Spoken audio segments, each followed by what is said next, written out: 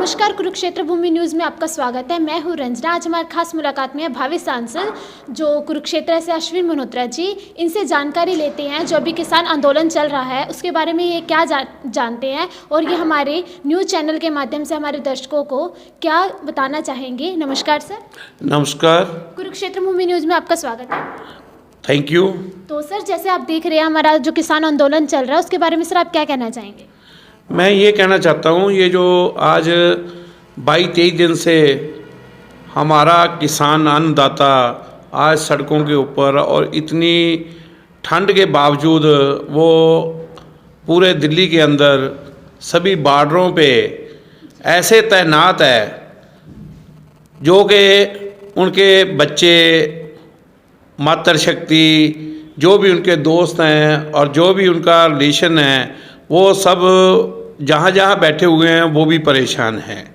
तो हमारा जब देश का अन्नदाता सड़कों के ऊपर रुल रहा है और उधर प्रधानमंत्री मोदी जी गुजरात में जाकर किसानों को साथ बैठ रहे हैं, जबकि दिल्ली के अंदर ही किसान लाखों की तादाद में पहुंचे हुए हैं, तो क्या उनको यहाँ मिलने के लिए फुर्सत नहीं है, या उनसे बातचीत करने के लिए उनके पास वक्त नहीं है?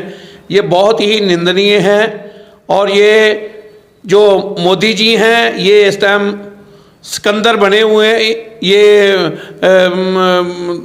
हिटलर बने हुए हैं और ये बहुत ही गलत हो रहा है। और इससे सारी पब्लिक जो है वो किसानों के साथ है और सारी पब्लिक जो है वो दुखी हुई पड़ी है। जी सर, तो जैसे हमारे जो किसान भाई हैं उस पर पुलिस के द्वारा लाठीचार्ज किया जा रहा है और वही किसान भाई उन्हीं पुलिस वालों को अन्न दे रहे हैं, तो उसके बारे में सर आपके क्या विचार है, आप क्या बताना चाहेंगे? ऐसे है, ये जो हमारा 10 गुरु हमारे हुए हैं, गुरु नानक देव जी से लेके गुरु गोविंद सिंह जी तक, ये 10 की 10 जो है ये सेवा भाव में ही इन्होंने 20 रुपए में गुरु नानक देव जी ने लंगर जो है उनको काम करने के लिए दिए गए थे, उससे उन्होंने जाके महात्मा लोगों का, संत लोगों का, आम लोगों का 20 रुपए में जाके लंगर जो है वो उनको छिकाना शुरू किया। और उस लंगर की आज वर्ल्ड के अंदर इतनी अहमियत है, जब हम प्रसाद करते हैं तो हमारे मन को इतनी संतुष्टि, इतनी पावर एनर्जी आती है। ऐसे ही ये जो लंगर है ये किसानों का लंगर, ये अन्नदाता का लंगर है, ये कभी ख़त्म नहीं होगा और ये ऐसे ही चलते रहेंगे। और जो आज हमारा पुलिस वाले हैं, जहाँ BSF वाले हैं, जहाँ आर्मी वाले हैं, उनको भी लंगर ये अन्नदाता खिला रहा है, क्योंकि ये दुनिया का एक अन्नदाता है। इसके अंदर मन के अंदर कोई मतभेद नहीं है। किसान जो है वो दिल्ली के बॉर्डरों पे बैठा हुआ है और जो हमारे किसानों के बच्चे हैं, भाई हैं, दोस्त हैं, मित्र हैं, प्यारे हैं, वो बॉर्डरों पे चीन का मुकाबला कर रहे हैं, पाकिस्तान का मुकाबला कर रहे हैं। मोदी जी को शर्म आनी चाहिए कि हमारा किसान का बेटा वहाँ आर्मी के अंदर है और वो वहाँ जाके युद्ध कर रहा है, लड़ाई कर रहा है, और जो हमारा अन्नदाता है वो बॉर्डरों पे कितनी सर्दी के अंदर जो है वो लेटा हुआ है, परेशान हुआ पड़ा है। तो ये बहुत ही निंदनीय और घोर निंदनीय है। जी, तो सर कांग्रेस राज में हमारे जो किसान भाइयों की जो स्थिति थी सर उसके बारे में कुछ बताइए।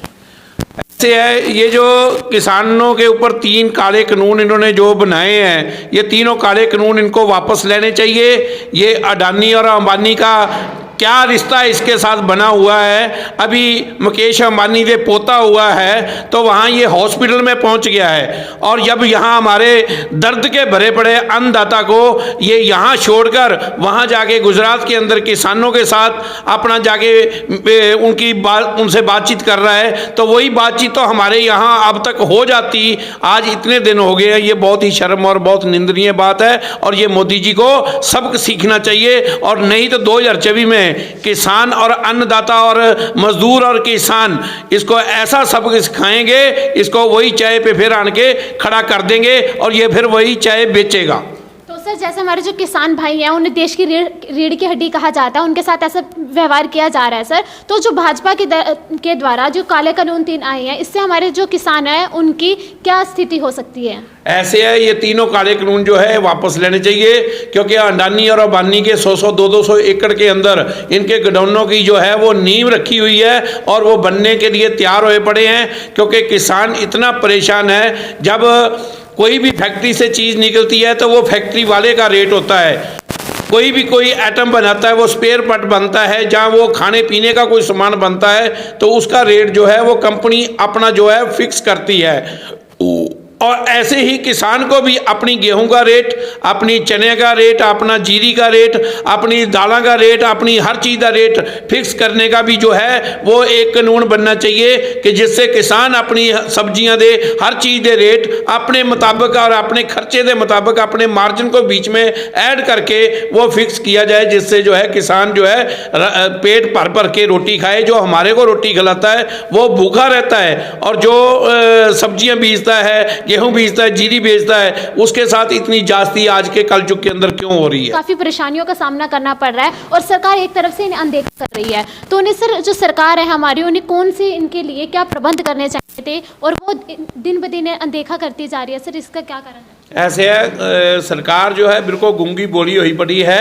सरकार को जो है इस टाइम उनका रहने का, उनका बैठने का, उनका बाथरूमों का, उनका लैट्रिन और ये वो सब जो है, जो उनकी ज़रूरतें हैं, जो हमारे घर में ज़रूरतें होती हैं, ऐसे ही किसानों को वहाँ हर बॉर्डर पे ज़रूरतें हैं, वो उनकी जो है पूरी ज़रूरतें करनी चाहिए, उनकी पूरी देख रेख करनी चाहिए। और आज हमारे किसान कम से कम 14-15 तो मेरे सुनने में आ रहा है कि जो शहीद हो चुके हैं, ये बहुत ही निंदनीय है। और ये हमारे देश के अंदर ये काला कानून जो है ये बिल्कुल ख़त्म कर देना चाहिए। और अब तक तो संसद के अंदर सभी को बुलाकर, सभी एमपीज़ को बुलाकर ये काला कानून, जो जब हम चाहते ही नहीं किसान, जब किसान नहीं चाहता तो उसको धक्के से ये कानून क्यों थोपे जा रहे हैं? जब मैं जॉब करना ही नहीं चाहता तो मेरे को जॉब धक्के से कराएगी क्या गवर्नमेंट? ऐसे ही ये काले कानून जो है ये इनको बिल्कुल वापस लेने चाहिए और किसान के दर्द को समझना चाहिए। नहीं तो किसान जो है वो आज जो सड़कों पे रुल रहा है, ऐसे ही इस सरकार को, बीजेपी आरएसएस सरकार को सड़कों पे रोल देगी और इनका बहुत बुरा हाल हो जाएगा। तो आज हमारी खास मुलाकात में थे कांग्रेस के भावी सांसद अश्विनी मल्होत्रा जी। इन्होंने काफ़ी अच्छी जानकारी दी हमारे किसान भाइयों के लिए। तो बने रहें कुरुक्षेत्र भूमि के साथ ऐसी ताज़ा खबरों के लिए।